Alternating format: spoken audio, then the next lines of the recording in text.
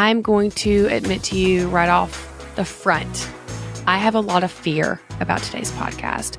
Not because I am fearful of what we are sharing, I'm fearful of how it will be interpreted. We are going to be talking about the power of identity today, and we will be using it and referencing what is going on right now in the Middle East, especially between Gaza and Israel, and what the role of identity has done in regards to war. I have a lot of fear that it is going to come across that we are siding with any group, or for some people, they're going to be upset that we're not siding with any group. We stand with people, and we can stand with people while also condemning behavior. And so that is something that we've talked about on the connection codes previously, that we're not giving you a pass to behave poorly, but we want to get to the root of what is happening for you. I want to make it abundantly clear. I tell my kids, we do not use our bodies or our words to hurt other people, no matter what is happening inside of us. And so we stand firmly on that we are not agreeing with the behaviors and actions that have taken place, but we really want people to open their eyes to what happens in our bodies when we lose identity. So with a very big deep breath, here we go. Let's get started. I do want to welcome you to the Connection Codes podcast. This is the podcast where we break open the emotions that take us from being disconnected to connected in our relationships and in ourselves.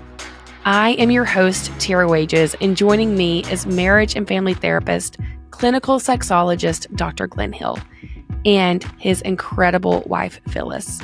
Together, they have founded the Connection Codes, which is the guide to human connection. And we're so glad you're here. Hello, world.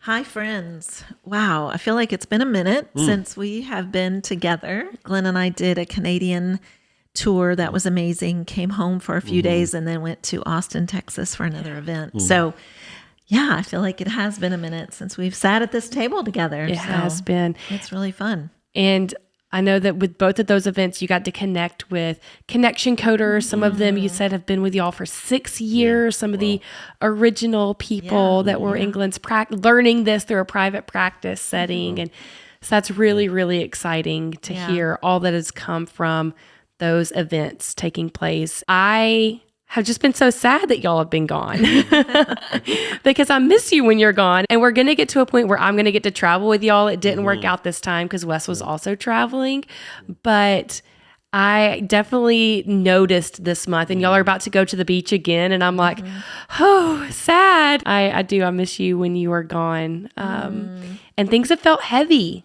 lately. Things have felt really, really heavy. I know, Glenn, you have something to say. Well, I just want to mention that it is certainly thrilling meeting connection coders anywhere, everywhere, all the time.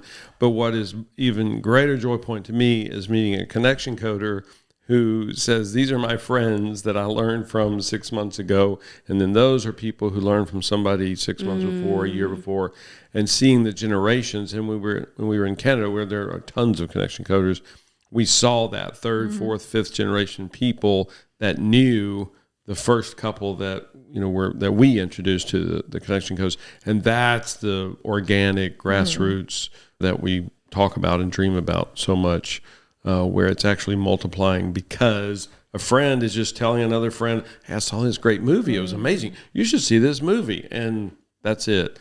It was our dream years ago that this is something people can scribble on a napkin over lunch. Yeah. And literally people have shown us that the napkin that their friend made for them of a very rudimentary core motion wheel is probably missing an emotion or two on there. But I'm like, yes, that's because it's the human condition. We humans are so incredibly complex and so simple. And that's what it all gets down to. It's just processing in the moment. So it's so much joy and just seeing that happening. Yeah. It's amazing. I think for me, that's why things have felt even more painful over the last few weeks. And so we wanted to take this next 50 minutes with our audience and share even just like from a connection codes perspective of when we're in these divisive moments, how we can find unity and create space for each other and what our core desire and need is as a human. And I think it has been more painful because my mind has been opened. I have the education now of what humans desire and what they need. Yeah. And so when I see the loss of that, it feels more painful. And so when I am watching the news and or even just seeing the division online of people arguing, like I represent one side and I represent the other side, and they don't know the damage that they're doing to each other by that moment, it just has felt even more painful. So Glenn, I'm curious how, as connection coders, in these moments of great division, what can we do when we're seeing two people, or we feel strongly about a specific stance, and we're with someone else who feels very different? Yeah. And we were talking earlier about the macro versus the micro. And, as we travel and we meet people, as we do sessions, individual couple, the macro is completely irrelevant. All people want to know is, how do I connect with my fill in the blank, my mom, my neighbor, my cousin, my child, my spouse, my boss, my coworker? And for us to say to them, oh, no, you don't understand. The connection codes are spread over 60 nations. This is really rocking. It's irrelevant. It doesn't matter at all to them. All they know is they feel wounded by their mom every day. That's it. And it doesn't matter if I tell them all the big picture stuff and, we're changing the world. Hooray. So the same is true, whatever the situation is.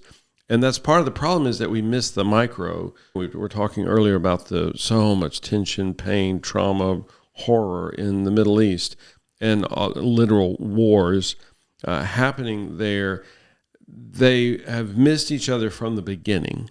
And to pick a side and say, well, I'm on this side, I'm on this team, and I hate the other side, and I think the other side is wrong and evil. And I don't doubt that there are wrongs all over the place, but every person's experience is real. And I have done many, many things over the course of my life that were bad, detrimental, inferior, harmful to myself and to others, not because I'm a bad human being. It's because something was happening and I didn't process through at the very beginning. And now, pick a number, 5 minutes, 5 hours, 5 days, 5 weeks, months, years, I'm in a horrible place and doing horrific things, but it all goes back to that first unprocessed emotion that built and built and built. And again, I just think, and I'm so moved thinking, all these horrible things, unbelievable, that people are doing to each other. And it all gets back to the first unprocessed emotion, which again could be literally generations ago. So I'm not talking about this morning, but that's what it all boils down to. And I know it's different sitting with a couple in the comfort of our office, but we're always doing the exact same thing where we literally go, so what happened with the first unprocessed emotion? What did we miss? And they get back to that and they connect. And I marvel at that this is not a complex equation. And I can talk theory and modalities, and I have a master's degree in marriage and family therapy. That's not what matters. All that matters is that this one is able to turn to this one in authenticity. The other is able to be safe for them, and they connect. That's it. And all the theories and modalities are irrelevant. It all gets down to the human condition. And that's what happens when literally physical wars break out, including wars in relationships, individual relationships. But wars, it can all be traced back to something that was unprocessed, which is pretty shocking to think of that. I mentioned that we had just gotten back from our Canadian tour, and one of the places we spoke, so we spoke to a lot of different groups, a lot of different cities, and we were with one particular group, and Glenn said something in a way that there was someone sitting in the audience that felt really hurt by how he had worded it. And I actually noticed that she got up and left. It was noticeable to me, and I didn't think it was because she was offended or hurt, but I did notice she left. And then the next morning, she pulled us aside and introduced herself. So we had not met her yet. And she said, I felt really hurt by what you said. Matter of fact, so much so that I got up and walked out. And of course, then I'm like, oh, you're the one who got up and walked out. She just then shared how, or at least what her experience was with what Glenn said. And Glenn immediately oohed her and simply said, wow, I think I really missed that with you, but I also think I missed it in just communicating in general. And it was such an incredible moment because she obviously felt heard and seen. I thought it took tremendous courage for her to come to the main speaker and say such a thing. And Glenn responded in such a safe manner. He didn't defend himself. He didn't even explain himself. He simply said, "Ooh, I think I really missed it." And in that, even thanked her so much for coming up and saying it. And then it was interesting to me because over the next 24 hours that we were there, or 48 hours, whatever it was, every time I saw her, I was drawn to her. Like a total stranger who said she was hurt by what Glenn said. I was drawn to her in a really positive way. Like I felt connected to her in a deeper way than I did most of the people there. And I think that, to me, that is a simple example of how we could show up for each other if we simply would. And it does take courage on both sides. It takes the person saying, I felt hurt by what you said. That's a lot of courage. And then I think it does take courage to ooh that and not defend yourself, but to hear the hurt, acknowledge the hurt, and even be able to go, I think I missed it with you. And that's how we often say that the tools of the connection codes could stop wars. If we could show up at that moment for each other at the table where we don't see eye to eye on something and be able to talk about it. Yeah. And I just want to reiterate what you're saying, because then this woman, she felt hurt. She did. She felt pain. She felt wounded by the things that I had said. But she could have come at me and said, that was so wrong the way you said that. You hurt me. And she didn't, which helps. So it gets us way down the road towards connection. That she said, I felt hurt by that. Now I can say to her, well, you obviously misunderstood my point. And, we talk about unspoken words, and she would have heard me saying, you're an idiot and you're stupid and you're wrong and, go do better. And instead I just oohed her. I used the 3 phrases. I said, oh, wait, so hold on, what happened? What am I missing? Now, what I'm missing is her as a human. I'm missing because I have no idea. Probably 99% of the rest of the audience heard it exactly what I was trying to convey. Well, she didn't. So I can tell her she doesn't count, because 99% heard that exactly the way I intended it. And so you're an idiot and you're wrong and you're dumb and you need to change or something. And I didn't. I missed that this would have that effect on her. And I love the 3rd phrase because it's so powerful to say to somebody, whoa, I missed that. Well, you can't argue that I missed it. I completely missed that this would be so wounding for any human, but for this human in particular. So the fact that I'm able to say that to her, to go, I think I miss it. And again, the rest of the weekend, our time together was amazing. We had several other encounters, which were beautiful. And it's that simple. It really is. It works. I think that's beautiful as far as like how to respond to someone and how to create space for someone else's pain and not become defensive. I was the queen of being defensive pre-connection codes. I could defend myself to the grave. And so now in watching what's taking place of this war, it's such extreme levels. It's not just, hey, you hurt my feelings, right. So now I'm not going to defend myself. It's, oh, you've killed my family, so of course I'm going to defend myself. Now, you don't even have to be in the Middle East or Israeli or Palestinian to be at war with each other over who has the right to defend themselves. I've seen fight after fight after fight break out over who was right to defend themselves and who should have defended themselves first. And so can we talk about when it's at such extreme levels, how do we compare, well, you hurt my feelings to you killed my family? Part of it, I think, especially for our listeners, And I think that what really hits me is that it has to start in our own families. Yeah. Because you think about your family unit. So let's say you could either talk about your family of origin, or you could talk about the family that you're now building. So go either way with it, whatever helps you as the listener. But I think if I'm talking about the family I'm building, now my children are grown, but let's back up a lot of years when they were little, and you're trying to keep the peace. And you think, how do you do that in your family that you're building? How do you keep the peace? Does everyone have a voice, or are they just sent to their room for punishment when they've hit their brother? And I know a lot of that sounds like we're bringing it down a lot of levels, but it does start somewhere. Yeah. Like, I think that as humans, if we're not learning how to do these things in our families, then you take it to the next level, because you go, how do we end up as a community divided over something? How do we end up, whether it's a school that's divided, a community, an office, a work setting? Like, it goes from small to bigger to bigger to bigger to bigger. And it's almost like if we're not teaching the tools on a little level, it will never get to the bigger level. Yeah. We will never know how to strengthen each other in giving each other a voice. And I think for many of us, we were not allowed to have a voice in our family of origin. We were punished for having a voice. Often that is what we then do when we are trying to establish our own family. We just kind of repeat the same things. And then it goes to bigger levels. Some of us get involved in, community leadership. And then it's like, okay, well, how do you resolve conflict in your community where you're leading?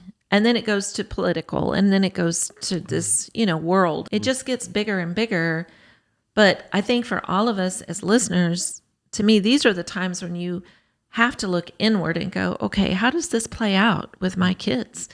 Like, how does this play out at my house? Am I creating a house that's a haven and it's peaceful? And am I demanding peace? Am I enforcing peace? Am I punishing peace to get the peace? Or how do I do this with my kids? And I know, like, for you and Wes, you guys have 4 children. We have 4 children. Like, the bigger your family is, in a way, the more complicated it can get. For sure, yeah. You've got more personalities. You've got more people who are trying to get along under one roof. Yeah. I think that's a really great point of thinking about how it starts in our homes, and especially talking about as your family grows, you have more personalities. And something that I learned through the connection codes is the power of identity, and how identity is the number one fundamental need as humans. And so when you think about, okay, it is harder to see and hear everyone when you have 4 kids because there's so many personalities. And then you take that to your community. It's hard to see and hear everyone. And you take it into the school and it's hard to see. And so people are desperately searching to be seen. That's the number one need, is to be seen. And so when you have someone who is not being seen in their home or in their school, or what they feel, their experience, because you may say, oh no, like I see my kid. I look at my kid every day. But did they feel seen? Did they feel heard? They are going to find a group that is going to give them the ability to be seen and be heard. And at that point, that is where their biggest influence will come from. That is where they are going to gain the formation of like who they are as a person. And to me, in watching this war take place, specifically this that's happening in Israel and Gaza, because I also recognize like there's a war happening in Ukraine. That's like, there are wars happening everywhere, and they are all so painful. But specifically, when I have like done my research and broken down the war here, the identity piece is a thread that cannot be overlooked. It can't be. We are talking about a group of people in the 1940s that were marked for their identity. Their families were destroyed. I'm going to try not to cry. I don't usually cry on the podcast. Glenn always tells me I should, but I think about that moment that they came into Israel. Yeah. Their identity was shattered in that moment as a Jewish nation. Their identity was completely depleted. They had to wear literal symbols to represent who they were. So you have a group of broken people coming into a nation. And now there's a group of people there that feel impeded on, that their identity doesn't matter anymore. Oh, I'm not important enough that you're just going to move someone else into my home because I have no value. So now you have two groups of people that have experienced tremendous identity loss. They have been told by the rest of the world, you don't matter. So we're just going to shove you together and y'all are going to figure this out. And we've expected as the world for them to figure it out. And that is why we are where we are today. And seeing that piece is just heart-wrenching to me. And so can we talk about, because my fear in this is that now, not just in America, but in other parts of the world, we are not seeing each other on a regular basis. We're labeling each other. We are ostracizing each other. And more individuals are finding themselves involved in what's referred to as hate groups or terrorist organizations. Like these underground groups are growing at a massive rate because people are searching for that identity. Yeah, and I want to make it abundantly clear, I don't doubt for a second that the intensity level is very, very different. I'm not questioning that. And I want to make sure that there's nobody in the audience that thinks that we're questioning that. I don't doubt that the intensity and the consequences are far greater. But it's the exact same human experience when she gets home and she feels unseen and unheard by her partner. It's the same. And I get it. I'm not questioning that the intensity level is different. The consequences, the effect, I don't doubt that they're different. But the human experience is the same, exactly what you described, decades ago, that there's these two scenarios that are unworkable. And it's true for everybody. You can't, our country is a history of that says, oh, well, no, we're going to honor this group over that group. You just can't. Yeah. And then when that other group that didn't feel seen gets louder and louder and says, okay, fine, well, we'll just not honor this group. It doesn't work that way. Right. Sorry. These are humans, and it never works that way with humans. So it's the exact same experience. Now, of course, things are so freaking complex and so damaged and trauma upon trauma upon trauma. So I don't question that, but it still gets back down to the basic. Could we ever get these individuals to sit down with each other? The ooh, we say that almost lightheartedly, the power of the ooh, but it's never more true. If we are not able to ooh each other, if we are not able to be present and safe for the other, it doesn't matter what the topic is. It's not going to work. They're not only not going to connect, they're going to disconnect. And that's another thing. And again, with the whole Connection Codes Foundation's presentation, some of it is presented lighthearted, even hyperbolic, maybe sometimes sounds silly, but it's not silly. It's the human condition. And when someone loses identity, for those of you who have seen the Foundation's course, we've got the picture of the guy, he's underwater, he's in front of a window, and we say, what's he willing to do to get the oxygen? Anything. That's exactly what's happening. That's easy to see in that slide. It's like, oh, well, he's underwater, he'll be fine. It's just a picture. That's what's happening in real life, whether it's a wife with her partner, whether it doesn't matter where it is. When someone is losing identity, what are they capable of in the next 2 minutes? I have no idea, but I will not be shocked at what they end up doing in the next 5 minutes, 10 minutes, hour, day, week, month. There's no telling. I think that is such a great point. And you're right. Please hear that the scale is different. Right. But at the same time, I was telling you a story about a woman in Utah or Texas that killed her spouse. People, when they lose identity, go to these crazy extreme heights. And so when you're talking about identity loss over and over from childhood, it is so extreme, and it is really easy to be like, oh, I stand with this country, or I stand with this country. What we need to realize is every time we say, like, oh no, I as a white American stand with Israel, or I as a white American stand with the Palestinian, the other side is experiencing a loss of identity. So if I tell Phyllis I stand with Israel and she's Palestinian, I just said to her, you don't matter. You don't matter. Your life has no value. That's what it feels like to them. And so then we are just pouring more and more and more gas on the loss of identity. Yeah, and let me make it abundantly clear, which you've already said, but we are not condoning, agreeing with actions.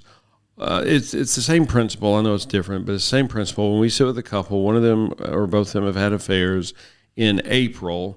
I get it. That's a wounding. That's an incredible hurt point. But we have to find out what happened in March and February. And what we typically do is focus on what happened in April. And then we set up passwords for the phone and tracking devices, et cetera, which will never connect those relationships. Yeah. So that's the problem, is we examine the results and we say, oh, well, look at what happened. I'm not questioning that. Again, I am not condoning, agreeing with, putting a check mark by at all. But if we don't find out what happened before, if we don't find out the cause to the effect, then we haven't really solved the problem. And again, whether that's tracking devices or we just clamp down harder and harder, it doesn't solve the problem because it's a relational issue.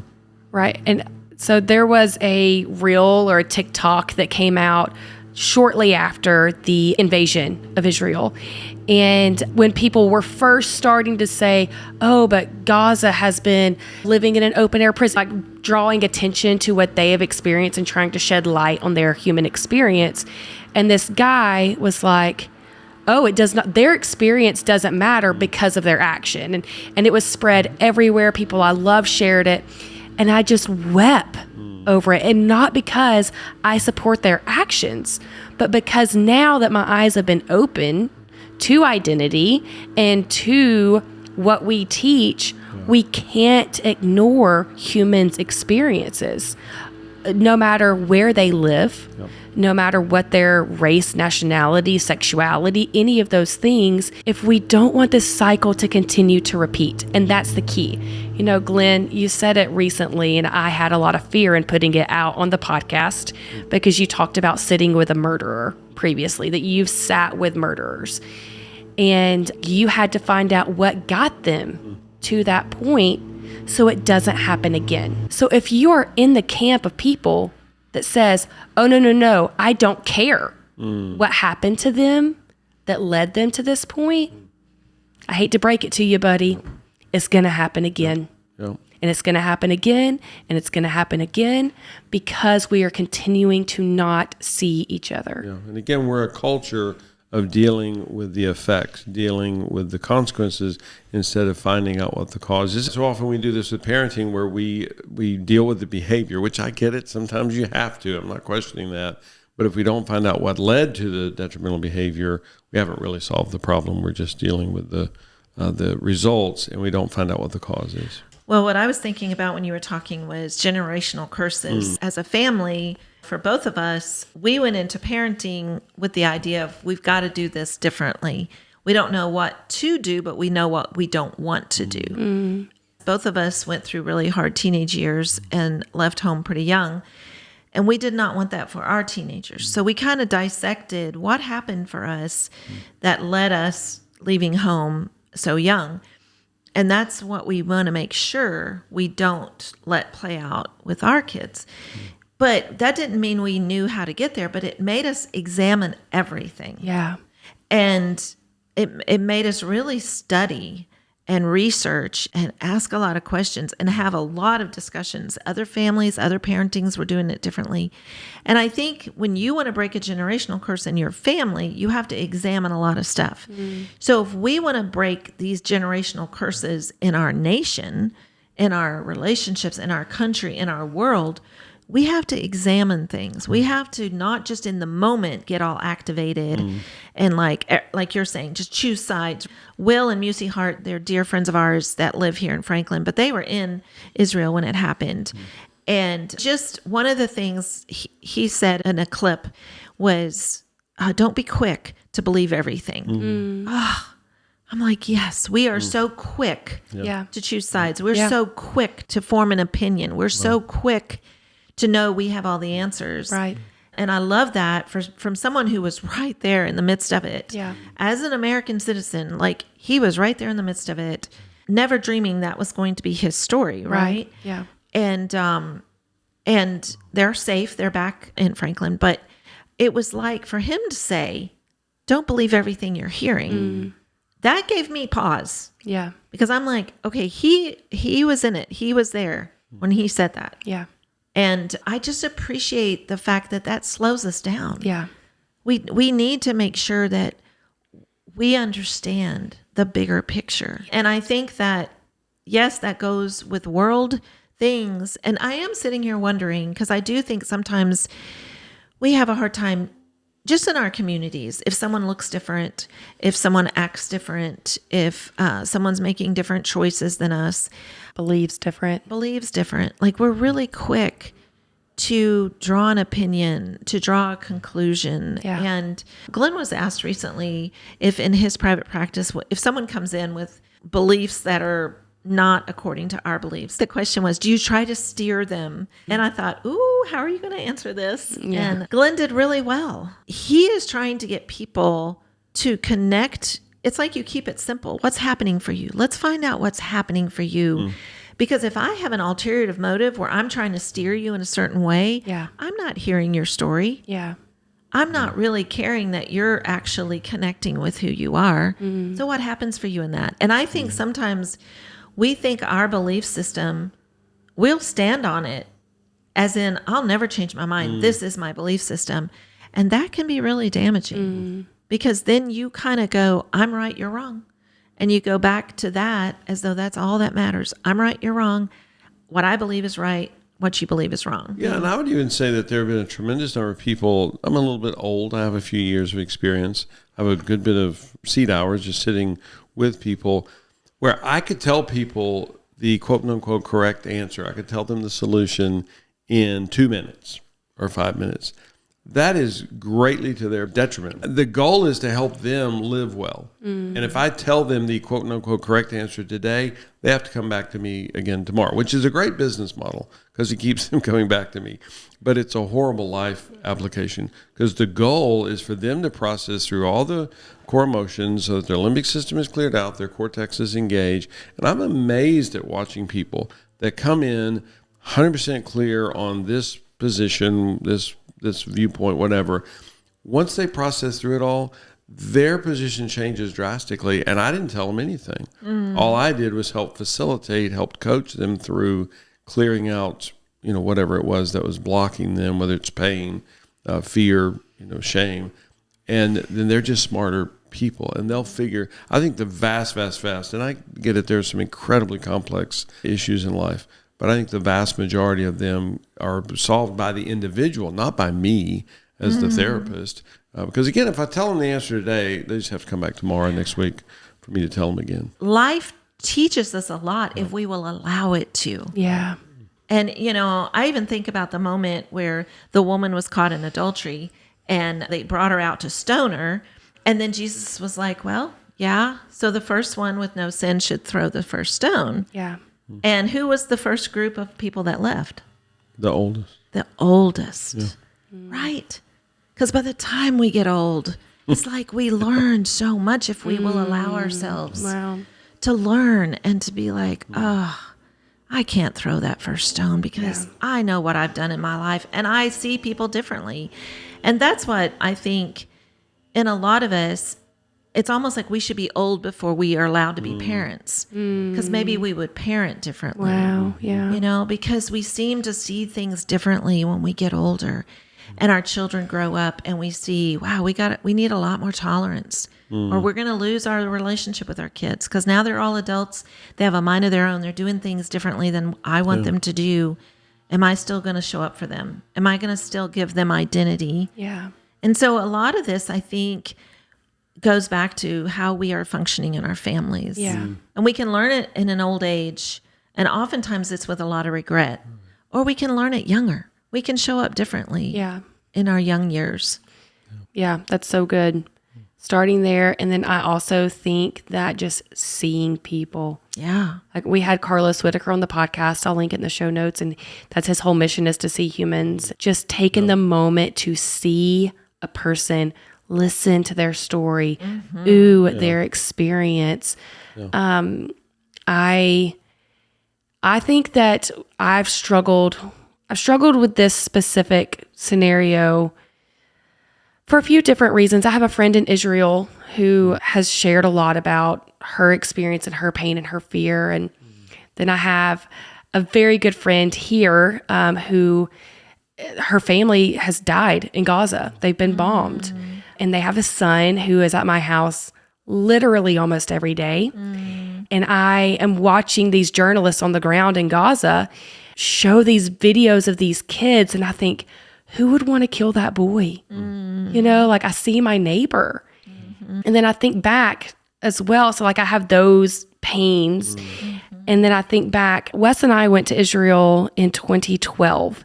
And during that time, they were bombing each other and doing missiles at each other. And honestly, we were just there to see the Holy Land. And I posted this on my Instagram. If you've already seen it, then you know the story. But I just wanted to see where Jesus lived. So I was ignoring everything about the bombings and the missiles and all of those things. I walked past a group of kids and they were holding a sign that said, "Save Gazan children, save civilians, like please stop killing us." And I took a photo of them. I'm a photographer, like, photojournalistic style. And then I kept walking. I kept walking. I was trying to find Jesus. And I think back to that moment of we just walk past each other over and over and over again. And we are literally walking past humans in America, in Gaza, in New Jersey, in Britain, that are begging for their lives. And they may not visibly be holding us. I'll do a Glenn.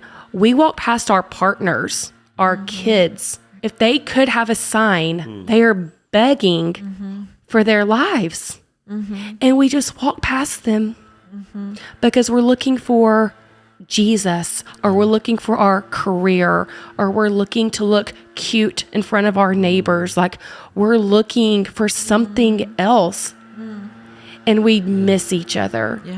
And so, Glenn, when you said to me 2 years ago, what we teach at the Connection Codes has the ability to stop wars.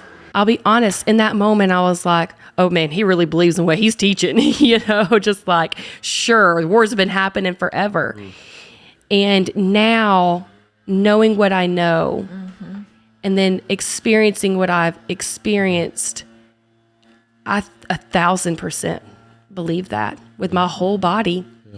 That if we would see each other, if we would hear each other, if we would create space and not stand against, I think it could stop wars. Yeah, and I would love for this podcast, for whatever, the takeaway. And I actually say that to couples at times when we sit with them. I say, if Phyllis and I die in a car wreck tomorrow, the one takeaway is go back to the first unprocessed emotion. That's where you lost each other. And couples come into, I did an intake this week with a couple, and they're throwing at each other, saying, oh, well, he does this, she does that, he's an idiot, she's cold, on and on and on and on and on. Now it's so far down the road, and they don't realize that, this all started with one missed emotion. And that built and built and built. And again, we're not saying there's the scale, I love you use that word, Tira, is unfathomable, the nth degree of it. I don't question it at all. But that's where it started. It was one unprocessed emotion, and the emotional dam is massive. Yeah. And that dam is going to have to burst.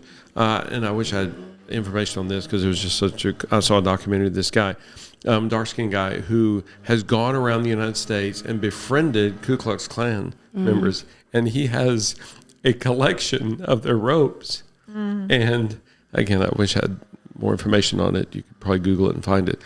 But he says, I've never sat down with a Ku Klux Klan member that once we sat down and started talking, we didn't connect. And I'm like, and I don't question for a second that that's risky. I've never done it. I don't have dark skin. That feels overwhelming. And I admire the guy's courage.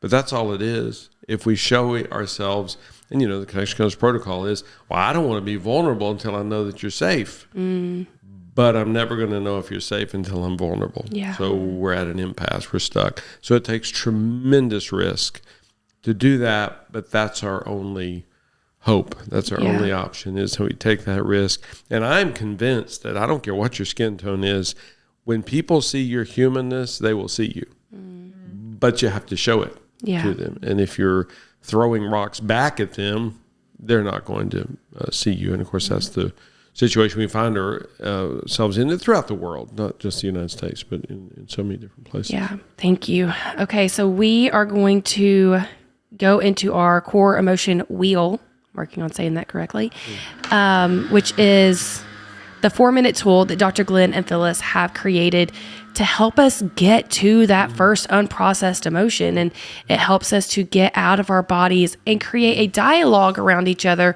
so we can see each other. So if you are finding yourself in a divisive relationship where you find yourself standing on other sides of the fence, this is the tool that can help you start a calm conversation where you can see at the core what's happening there. So who's going to do it today?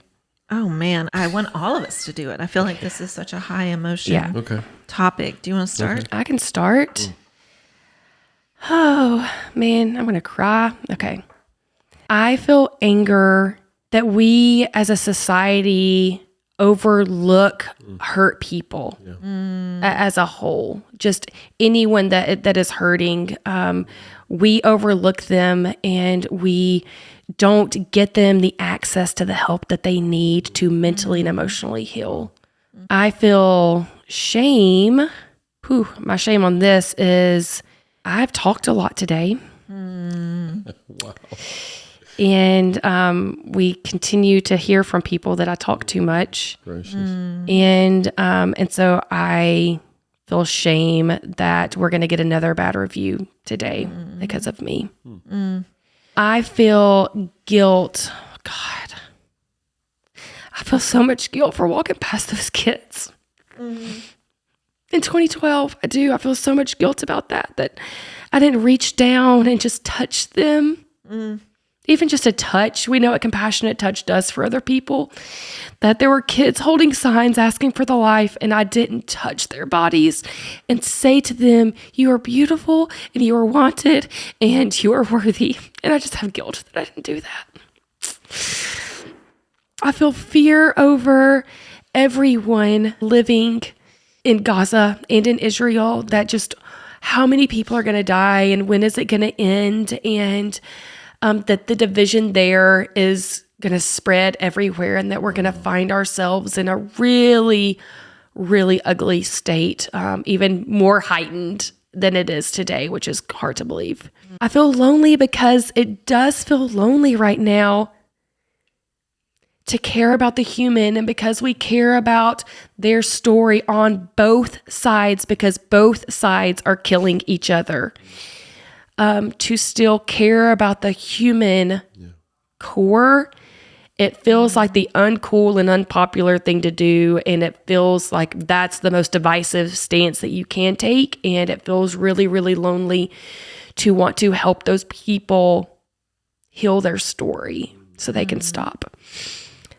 I feel sad. I feel sad for every single person that has experienced this, that has lost family and that has seen their homes destroyed. I feel sad for every person that is losing identity right now. However that is coming to them, I feel sad for them. I feel hurt that I can't go there. I feel hurt. Like I've pictured, oh my gosh, when this is over, can we go and teach them these tools so we can stop these wars? Because it's just going to happen again in 6 years when these teenagers now get the ability to fire back one day. I feel so hurt that I can't just be there. And that sounds very white saviorism, and I hate that. But just that I feel like these tools could help them. And so I feel hurt that we can't just get in there right now and do that. And I feel joy. I feel joy that little by little, inches at a time, people are learning the power of seeing each other through the connection codes and the power of hearing each other and the power of creating safe spaces for each other where they can connect even when they live in division. And I feel a lot of joy that it can just keep going in that direction and have hope in that. Wow. Yours sounded like an issue specific wheel. Oh, it doesn't have to be. No, Sorry. I know. Okay.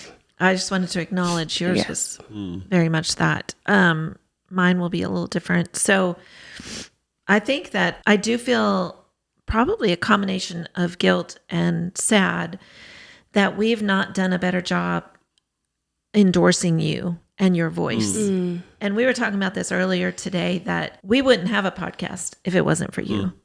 And I don't know that we've made that clear to our listeners, that you are the driver behind this and you're the creator of this. And thank you for that. Thank you. I do feel anger. We work so hard, the three of us, to get this message out. And I think sometimes people think there's 300 of us and there's 3 of us. And yet we are affected by your reviews, our listeners' reviews. We're affected by all these kinds of things that I wish didn't matter, but it does. So I feel anger in that. I'm definitely in a season of sad. I've shared this a lot. Glenn's mom is dying, and it's a season of sad for me. I'm watching her. I'm watching her decline. And I've walked through that already. I walked through that with my mom, and which means there's a lot of flashbacks. There's a lot of the same stuff, and I just feel a lot of the sad in that. I think there's definitely moments of lonely in our life, and it ebbs and flows, because I think the more I talk about it, the more support I get in just not doing all this all alone. I feel the presence of people all around me. I think the more I say it, the more support I get, which has really been incredible for me. So it doesn't feel quite so lonely. So I'll jump to joy because we're taking Glenn's mom to the beach on Saturday. And, I know there's risk in that, but we've actually set up hospice at the beach. And she loves the beach, and she's getting to be with 2 of her nieces, which she dearly loves, who've loved her really well. And so a lot of joy for that. Is there any fear in that? I don't think so. Now that I know hospice is there for us, so there's really not much fear. I think the fear is that our youngest daughter is expecting, and there is some fear she's going to go into labor. Please don't. Let's just ask for prayers on that. Let her wait. Her due date's not till 5 days after we get back, so I think we're good. But a little fear there, and I think I have missed hurt, but I think there's hurt when you and I miss each other. And especially right now, it's like I feel like there's a whole lot coming at us, and there's always a lot with your mom right now. And so I think it's easier for us to miss each other. So I feel hurt when we miss each other. And shame, I don't think I mentioned shame yet. Just, I think shame, and Wes and I were talking about this earlier. He says he really struggles when he travels to stay on his goals. And that's my go-to shame, I think, a lot, is that I really struggle with staying on my goals when we travel. So that's me. Wow. Thank you. Amazing. For me, so much joy traveling and seeing people saying this changed everything for us.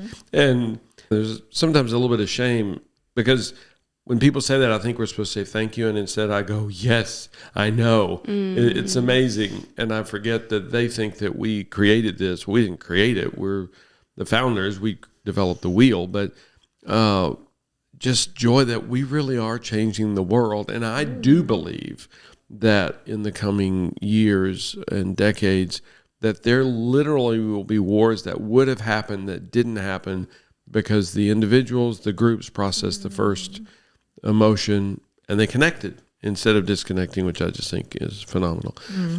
Fear that we're up to the task, as Phyllis mentioned, it's the three of us and Maria too. We love you, Maria. Yeah. And, we're expanding, we're increasing.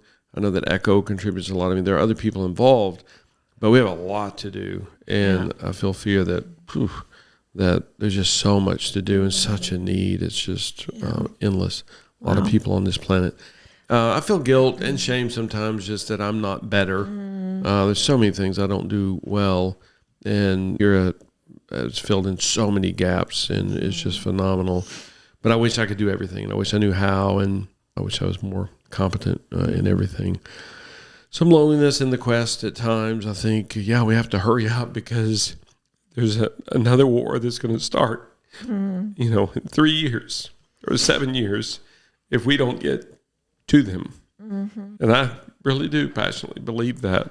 And so we have to hurry up and get this message out.